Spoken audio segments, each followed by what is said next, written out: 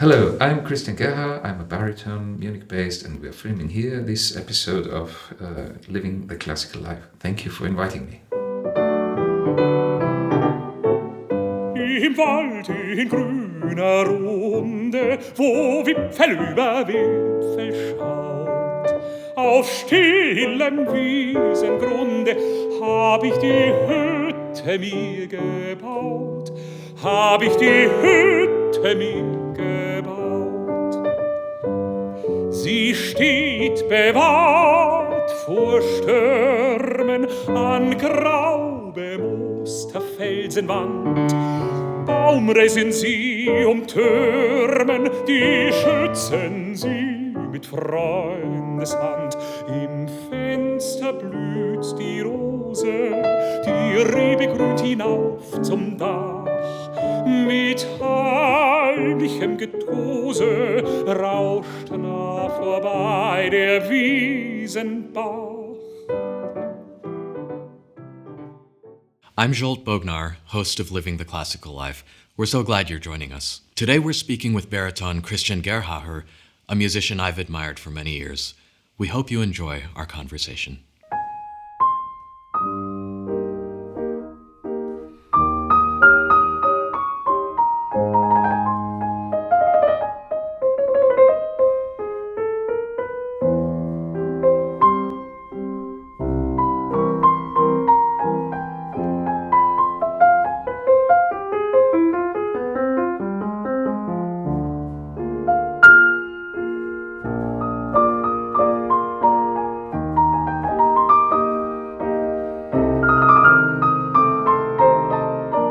Mr. Gerhaher, thank you so much for being here and joining for the show. It's really a pleasure to have you. My pleasure. And one of the themes that I love to explore on the show is wellness. And this is of interest for me speaking with you because you're, in fact, a medical doctor. And you were doing your medical studies while you were receiving instruction from Fischer-Dieskau and Elisabeth Schwarzkopf. Has that given you a particular perspective on everything that's going on in the world right now? We're filming, for those who are not aware, we are filming during the pandemic season, and I know that this is a big subject of conversation. Certainly, the pandemic is something I understand also as a physician. But what shall I say? Most effects on our world of artistry, of performing arts, which are so heavy, which are the most heavy impacts on every public life in Germany, I think. I can only think of them as a performing artist, as a singer, because I know all these other musicians and singers and performers who are so horribly suffering. And for me, it's actually not a medical problem. We have, as you may know, initiated 3 lawsuits now against German and Bavarian government, not because we are thinking that we have to go back to stage immediately or absolutely urgently, but we see for a long time now that the performing arts especially, but also the other arts, museums are closed, that we are disadvantaged, and this is our problem, and this is not a medical problem. Certainly I'm not negotiating about how infectious or how lethal these viruses are. This is not the question. The question is how we can live as a community dedicated to arts from 2 to 3 to 4,000 years on now. Are you and your musician colleagues hopeful about the path forward? Yeah, well, if we were confident, we didn't go so far with our lawsuits. We did one lawsuit at an administration court. This was rejected immediately because an administrative court is always very much related to the actual politics. And they said, yeah, well, we have to respect what the politics did and we have to understand. And it was not too surprising. But we also have initiated one lawsuit in the Bavarian Constitutional Court and one now in the German Republic's constitutional court, which is the highest court in Germany. And we hope that we get some answer about how horrible the disadvantaging of especially the performing arts in this lockdown light in last November was. The performing arts were anyway, from the very beginning in March 20, they were out of order. They didn't exist anymore. And also the normal summer break in the end of July until beginning of September, this was a kind of date we all were saying, okay, we go until there without anything, and then we restart. And the restart was so poor. We were allowed to perform in Bavaria in every venue. Doesn't matter if the venue had 200 seats or 2,000 seats, only in front of 200 people. This was so ridiculous. So we started, or the Bavarian States Opera started an initiative to increase this number. And they did, and they initiated also a scientific Untersuchung? Survey. Yeah, they initiated a scientific survey of this try, and the outcome was early to be anticipated, clear, that visiting a theater or a concert hall with these huge rooms, with these amazing air conditions, which can change the whole air in the whole room within 9 or 8 minutes, that infectious potential is very, very, very low there. Is your feeling about the audience staying away, is that a function of the fear that they've felt from this past year, or is there something else that keeps them away? This may be one reason, but I'm sure one reason is also that they are not anymore used to go out, used to do this, because it's also some you have to invest some energy to go out, to go to a theater, to try to understand. All this has become tired. And the other thing is these streamings, which are so common now, and which everyone seems to offer. I've been trying to understand what that will look like in going forward. I, as someone who really loves to go to concerts, I find that any of these live streams are really tiring. They're exhausting. And I'm wondering for you as a singer, if you feel that you ever reach your highest level in front of just this camera and microphone setting, I think maybe one or two musicians might feel more comfortable that way. But for me, I need the audience there. How is it for you? Yes, this is a big issue. Many performers say they feel like lost. They need the audience, and they say they have this special relationship with the audience and this communication. I'm not sure about this. I had some concerts now going on where I felt I would have needed some response. For instance, we did a Lied von der Erde in the original piano version, and especially in Abschied, the last 30-minute song, I realized how important the audience is there for me. But I mean, this communication between audience and performers is very undefined, and I'm not sure whether we should justify our wish to perform in front of audience because of this feeling we get from our performances, and which are so different, inconsistent, these feelings. But what I can say is, and this is also something I have to mention, the Bavarian Constitutional Law Court decided in an earlier lawsuit that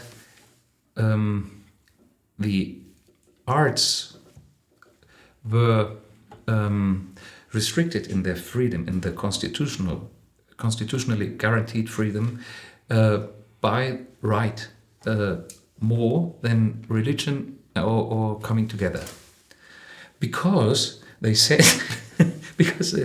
this is concerning everybody in a church, this is concerning everybody in a coming together, but in the arts, it's only concerning the artists. I mean, how stupid can you be to say something, some nonsense like this?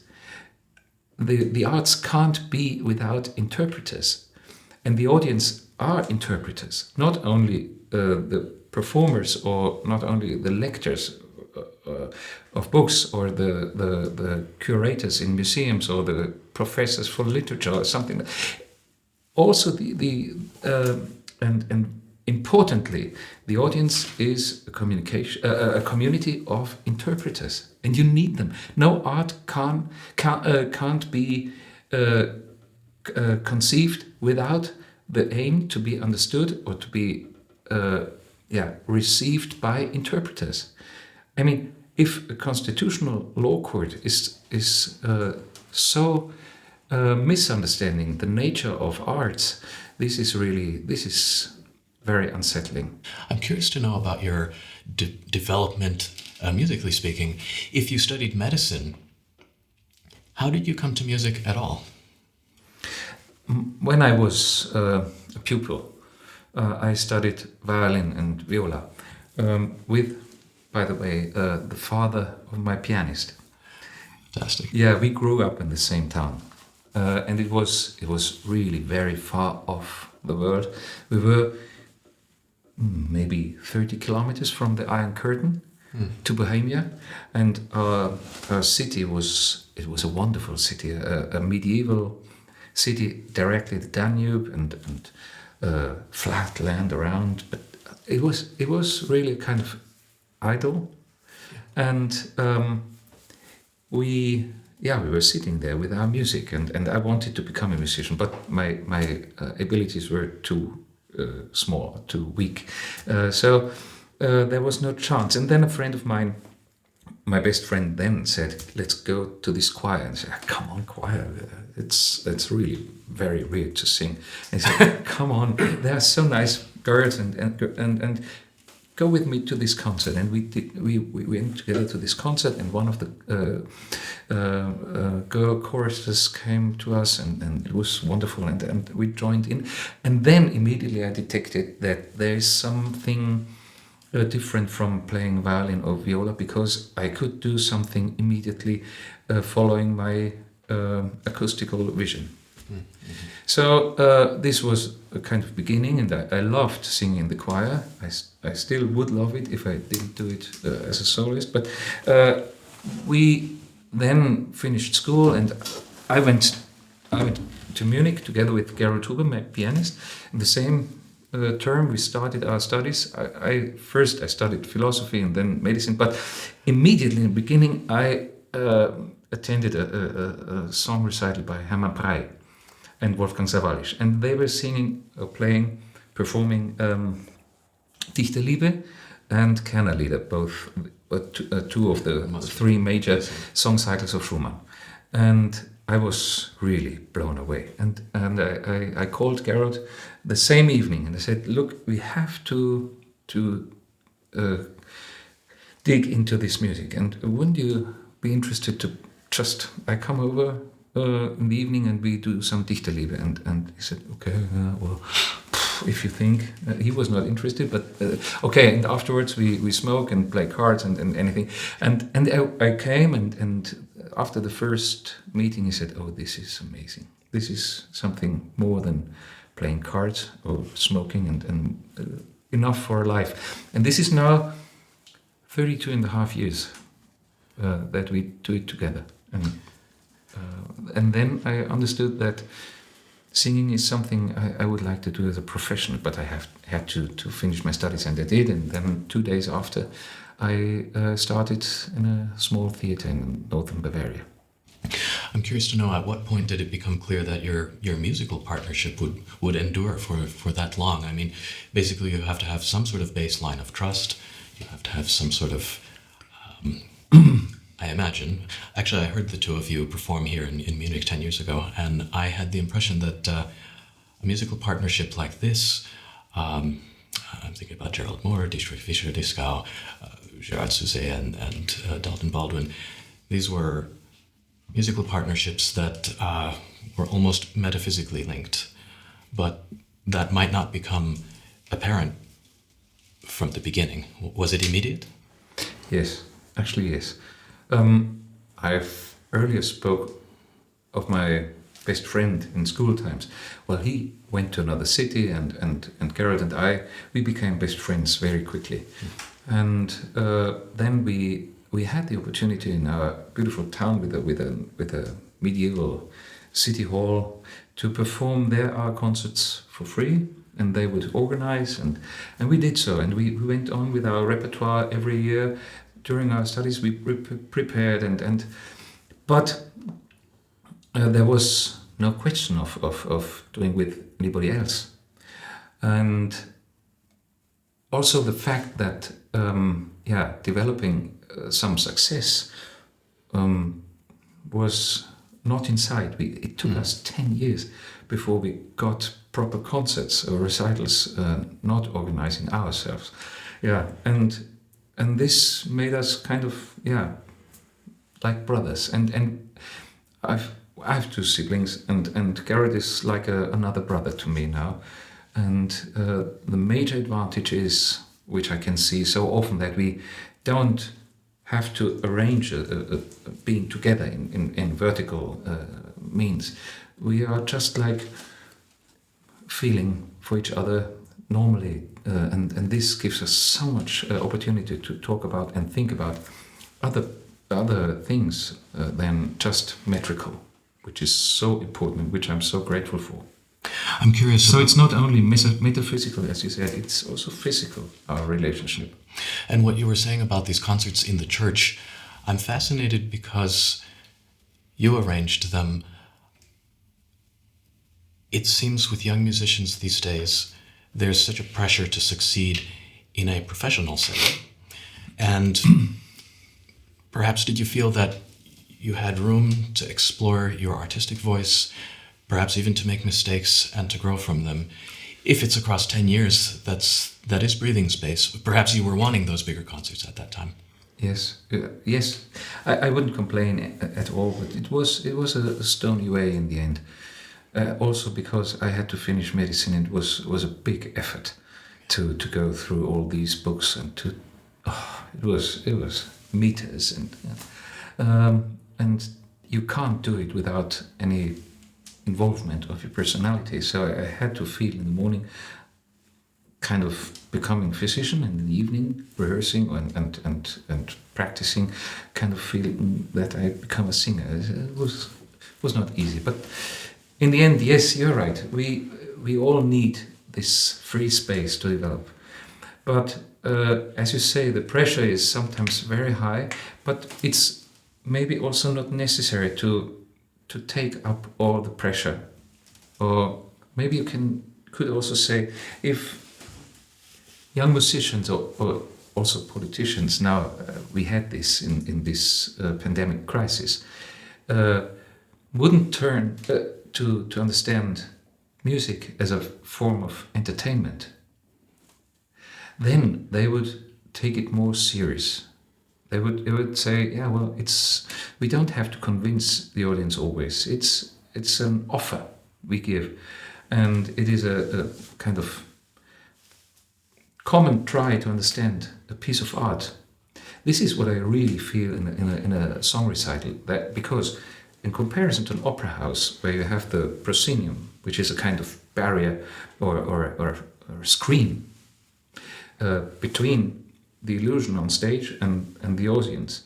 This is kind of, everybody knows, but everybody likes this kind of illusion. But in a song recital, you have one room, and you share the participation in music, in ideas, in text.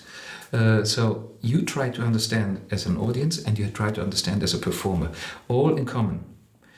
Maybe the performer is a little more involved because he has to sing or play, but it's still the same try.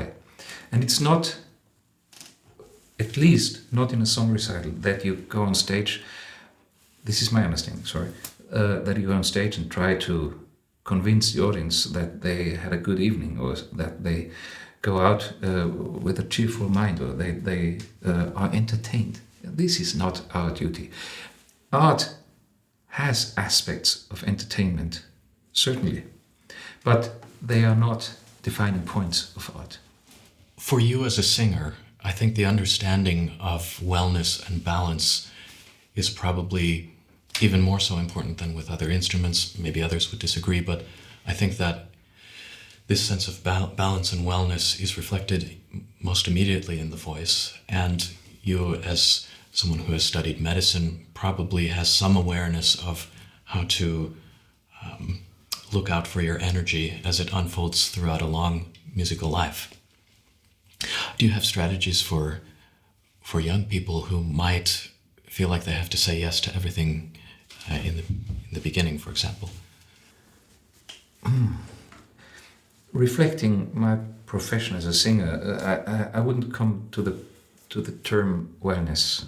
It's relatively far from me. I think it is physical stress very often. You have to be ready in 1 minute, one fixed minute, and you have to prepare the whole day. And this is not without stress possible, at least not over decades. So you have to kind of urge yourself to come to a point for every performance. But if you're doing it in a way which is not appropriate to your own physics, to your own possibilities, you can't go through this stress for a very long time. So certainly you're right, there must be a kind of balance. I think the balance is, in my mind, it's easier to reach if you follow your own ideas, and if you're not following too much a kind of technique you are taught, especially as a singer, because the technique is not visible. If you're following a technique of a singing teacher, and I'm teaching myself. I taught for 4 years in a fixed position here at the Musikhochschule, and I still do some masterclass work or something like that.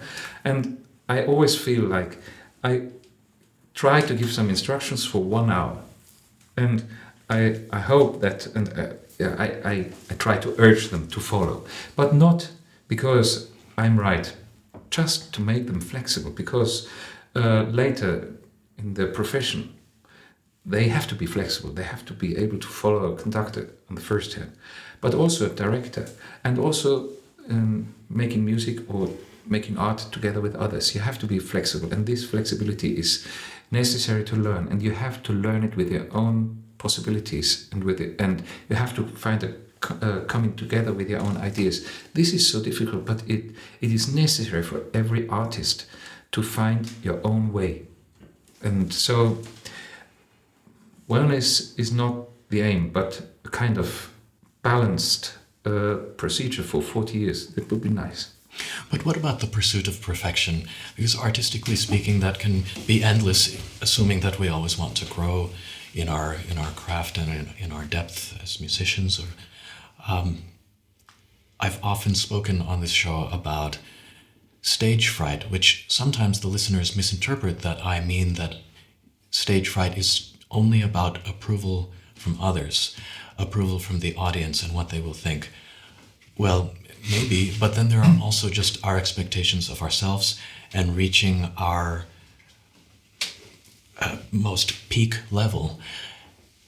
And as you say, these stressful circumstances can happen for any reason, and usually they do. Are there ways that a seasoned artist can adapt, or are there any strategies that you can find to find that the clarity of the concentration consistently?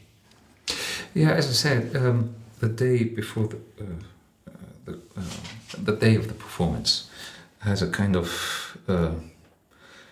in my life kind of going back, concentrate, or not waste anything, not waste any energy, not waste any concentration, to have everything in the evening. And then I try, in terms of stage fright, I try like a horse with these shade on their eyes, to go out and not to see, especially not to try to see myself or listen to myself with the possible eyes and ears of the audience. So when I go to a song recital, sometimes I get so frightened because I think, oh my God, how can you dare to do some of this terribly difficult work? And then I remember, oh, I will have to go back to this work as well. And I get so nervous and sweaty and horror. But when I go on stage, it's different. It's kind of tunnel vision I try to establish. And the tunnel vision gives me the opportunity to concentrate not only on the tone which is emerging from me, but to concentrate on the connotation with this tone. That means perfection. You mentioned perfection. I mean, this is anyway impossible. Maybe it's more impossible for a pianist or a violinist. When I heard some musicians do this, I thought, my God, how is this possible? But for singers, it's not possible. Possibly it's not possible for instrumentalists as well, but I didn't dig in as deeply to be able to judge. But I think for us, the main thing is to understand that singing is the physical attempt to understand a spiritual thing. You're grasping a thought physically. And this coming together is very interesting. And by the way, if it works, it kind of makes you addictive. That you want to repeat it. You want to feel a thought again physically, which is possible. And I think if we agree on being not sportsmen or sportswomen, but spiritually acting and working people, then we also can develop one other thing as a singer. You can sing understandably, producing kind of language despite singing. That means you're coloring your voice. 4 vowels. The consonants, they don't produce any major color. But the vowels, they have own colors. You can't change these colors because otherwise you wouldn't be understandable anymore in this language. Then you have the possibility to use your other tools like intonation, rhythm, and vibrato even, which is very tricky because it's not only like in an organ, up and down of intonation, but it's also at the same point loudness, which is more and less developing. So it's tricky to understand, but you can then understand that your understanding of a song text and the music can be brought to the audience also by coloring your voice, additionally to this colorization of a vowel. And this is only possible if you don't train like a sportsman, or if you don't try to be perfect or something like that. It is a kind of intuition which is always in the flow with the text going on. And this is, I think, something very interesting and something very necessary to keep up your interest in what you're doing as a singer. I'm listening to what you're saying and hearing about the intensity of the daily work and the artistic pursuit and the momentum that it can build. Of course, there must be a finite limit to how much you can actually sing each day. How much of your time in preparing music is actually done with not singing? Most. I try not to. I try not to practice as much as possible. Yeah, but physical involvement of these small vocal cords is so massive, and certainly loudness is an issue to any singer. So it is. I think it's easy to understand that we are limited with our training. I think most work is repeating, memorizing, and maybe some soft intonation work, something like that. But I think rehearsing is enough stress, and we have to rehearse all time anyway. So practicing is a tricky thing. Okay, and you mentioned this addiction to the high of capturing this thought and feeling it physically, and perhaps to the fever-pitched build-up to performance. I'm curious to know, once you reach that level for yourself, is it difficult to come back down? In which sense?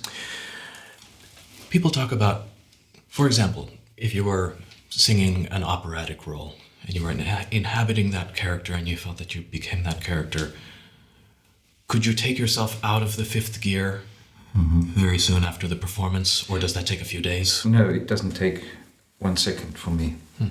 And I would say I'm not becoming a role.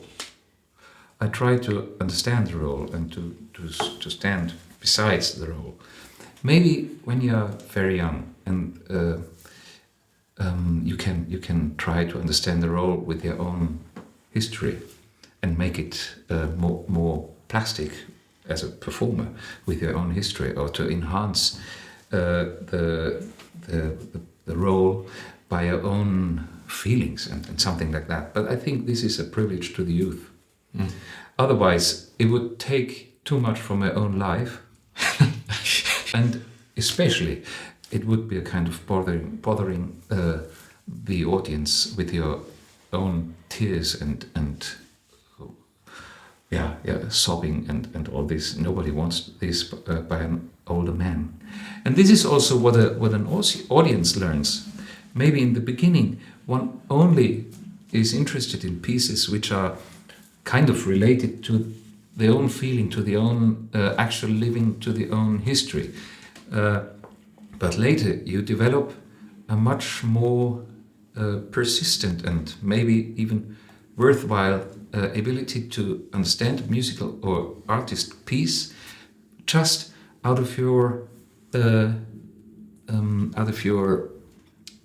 spiritual history, not your own personality. You have education built up by yourself, and then you understand in a kind of self-sustaining layer. Do you understand what I mean? Yes, and I'm just trying to figure out at what point it seems like this is partially a process of trusting yourself. Was there a moment where you realized that you could give less of yourself and still be believable with the content of what was being conveyed? I'm thinking of it almost as an acting exercise, right? Yes. It's not the point for me, because I can develop. I can remember the point where I developed this thought for myself. I was in a performance of Rückertlieder, and it was a very beautiful performance. But the singer, she was crying in the end of Ich bin der Welt abhanden gekommen.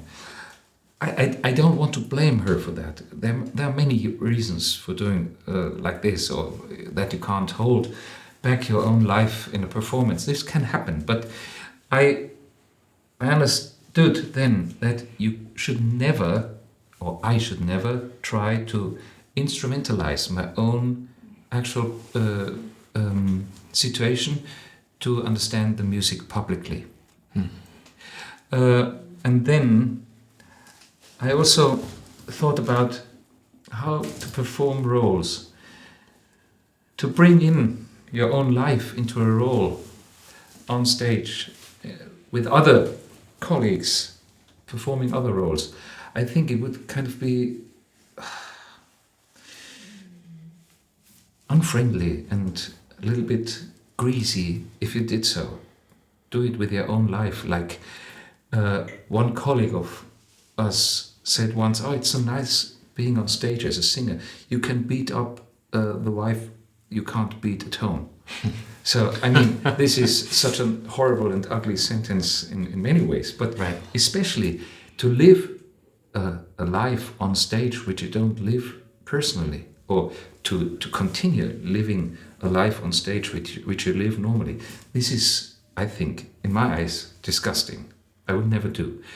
But the other thing is, the other way around would be maybe possible to work with a role, like a very potent role like Macbeth or Conte in Figaro or Wozzeck, and to become more and more this person because it's so overwhelmingly rich and so consistent and so incredibly understandable. This happened sometimes to colleagues of mine, and it's funny, and I would never blame someone for something like that, and I think it's not necessary to blame. But to use your own life to enhance a piece of art, this is a kind of tasteless, I think. Well, it's like in a literature course, a lot of teachers will instruct their students to just write what they know of their lives. But if you look at Shakespeare, most likely he was writing about a life that he didn't have. So there must be some sort of other mechanism at play. Yeah. I'm curious to shift gears a little bit. On the show, we like to provide little glimpses of demystifying the legends of performers that we've admired. And I know that you had close contact with Dietrich Fischer-Dieskau. What was it like to know him as a human being? What was his influence on you, whether it be musical or otherwise? We had the opportunity, but it was not on a very long time flow. We were there once for a couple of weeks in Berlin, Gerold and I, and studied some songs and were also part of a concert program. And this was very nice. He was extremely friendly and benevolent. Maybe he was not the utmost convincing pedagogue you could imagine, but it was not necessary anyway. I mean, I learned most of my things by listening to him, to his recordings. But knowing him was just something so important to me. I mean, he was my idol, and he, apart from some others like Wunderlich or Hermann Prey or Joseph van Damme, but I still feel kind of epigony to him, and it was important to know him. And I anyway followed him in his doing by listening to his recordings, as I said. If I had met him, knowing all of his achievement and all that he learned and recorded and performed, I still would have been left with the question, where does charisma come from? Where do these big personalities come from? Is that a function of this conviction which we're talking about? I don't know. It seems that some performers have it and others don't. And I don't want to say that some are less have less conviction than the others, but Dietrich Fischer-Dieskau was such an overwhelming personality. Yes, a force of nature, really. I only saw one performance live. It was, I think, some months before he stopped. It was 92. It was a Magellone in Berlin, in a huge hall. It was the Deutsche Theater, a huge opera house, and he was doing so amazingly well. And I was sitting in the last row, or nearly last row, and could listen to everything. It was perfect. And his personality, anyway, he was tall, he was... I don't know what are the points. Sometimes I feel like he was a little bit like a teacher also on stage, like with this first finger, listen what they say to you, you have to clearly understand. It was a kind of fashion he was following, his own fashion, he created his own fashion. And it's a kind of over now. And after the death of a performer, it is almost every time understandable that this fashion is now over, and you kind of lose him, and you lose the interest in him. And many critics came up after his death and said, yeah, well, he was... But then after 10, 20 years, he comes again as a kind of classic. And he will, and he is already.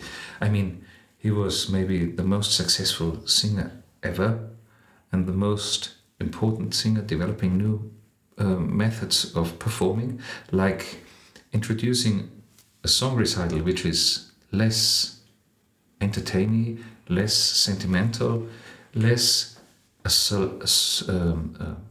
living room atmosphere, transporting to friends and embracing friends by singing songs, and yeah, it's also nice. And, it was a more intellectual way to understand songs and to make them kind of distant art. Roger Scruton, an English philosopher, he wrote a book on beauty, and he said artistry needs distance. Distance from the performer or from the artist, and distance from the audience. So to get the possibility to have not only feeling but also thought. And this was the major achievement, apart from so many other things of Fischer-Dieskau, that I would mention at the first time. Contrasting his career and his music making and his personality, what do you remember of Elisabeth Schwarzkopf? I think that young musicians these days might unfortunately not know that much about her anymore, and I think that's sad. Yeah, I was stepping in a course, in a masterclass, and it was with Strauss songs, and I was never a big fan of Strauss songs, but I learned a couple of songs, and it was a new word to me, and that I kind of liked it. And I saw, before going on stage, her teaching a young girl, and she was kind of snapping, and she was the singer was snapping back, and she said, I mean, I had the career and you may have it, and I'm dictating what is going on here. And in the end she was leaving crying, and it was horrible. It was really horrible. But I knew she could be like this. But I also knew that she could be extremely nice, also with women, not only with men. And then I went on stage, and I was kind of young and not with too much fear. And she said, "Yeah, okay, you're so the new guy here. What are you singing?" I said, "Yeah, nichts," which means nothing. And there is this song of Richard Strauss, Nichts. And ich sagt ihr, and she said, "Oh, he's a funny guy. He's singing nothing for us." Yeah, okay, then start. And in this moment, I was always a kind of shy person, but then I didn't let myself get intimidated, and I just started. And ich sagt ihr, and oh, stop. If my husband, the famous Walter Legge, would have passed by the room now, and he would have said, what an ugly ox is there roaring. And I said, "Excuse me, I have only sung 4 words. Please let me finish. You can't do this." And she, okay. And then I finished, and she said, yeah, this is really nice. And this is sounding like you are going to have an international career. And she was lovely with me. I mean, objectively, she was the other one, apart from Karajan, who was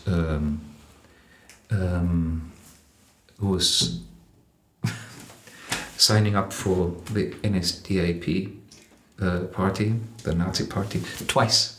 Yeah, she and Karajan, they both did in Austria. Oh, they both did. So her history was not absolutely bleak, but I didn't blame her for that, and why should I have? And she was lovely, and she was really great. Her teaching was fantastic.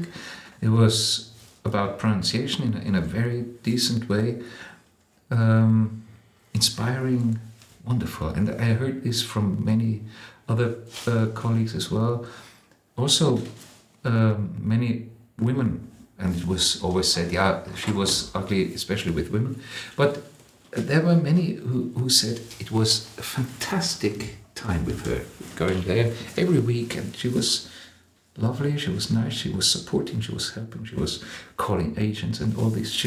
I think she, as everyone, she has very, very different sides and very nice sides, obviously.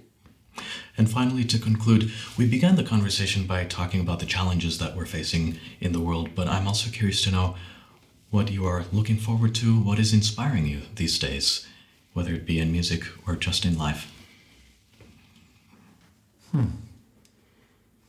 I'm still looking forward to some roles which I'm learning in future, singing in London, for example, and I love coming back to London as often as possible, and I love to come back to America.